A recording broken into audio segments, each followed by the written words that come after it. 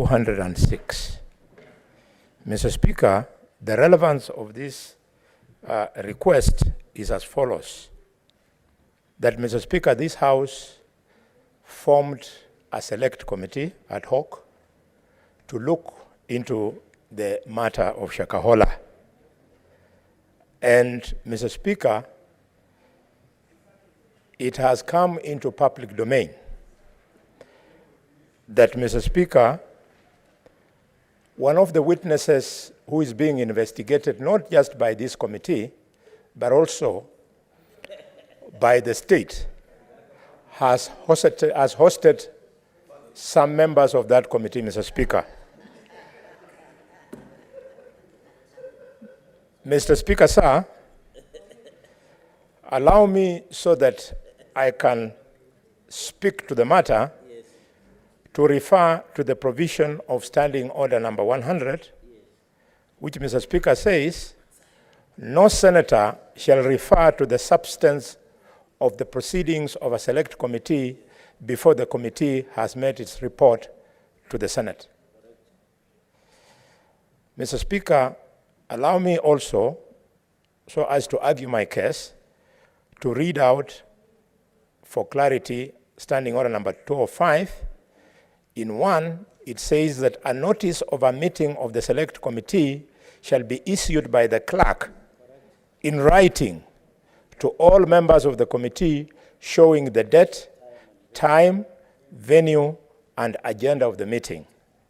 And finally, Mr. Speaker, Standing Order number 206 provides that a sitting of the select committee shall be held at such a place, date and time as shall be determined by the chairperson or on a petition made by at least 5 members of that committee, but no meeting, Mr. Speaker, no meeting of a committee may be held outside the precincts of Parliament without the approval of the Speaker.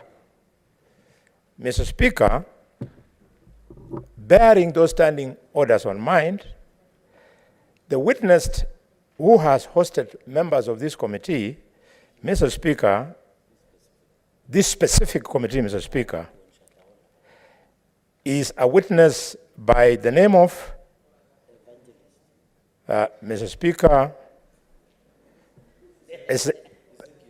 Pastor Ezekiel Odero. Mr. Speaker, this witness is currently on bail, out on bail. He's being investigated for at least 14 offenses that include, Mr. Speaker, aiding suicide, murder, abduction, radicalization, genocide, crimes against humanity, child cruelty, fraud, and money laundering, Mr. Speaker. Mr. Speaker, where I've reached, it is now clear that the Speaker has to guide us on the following things.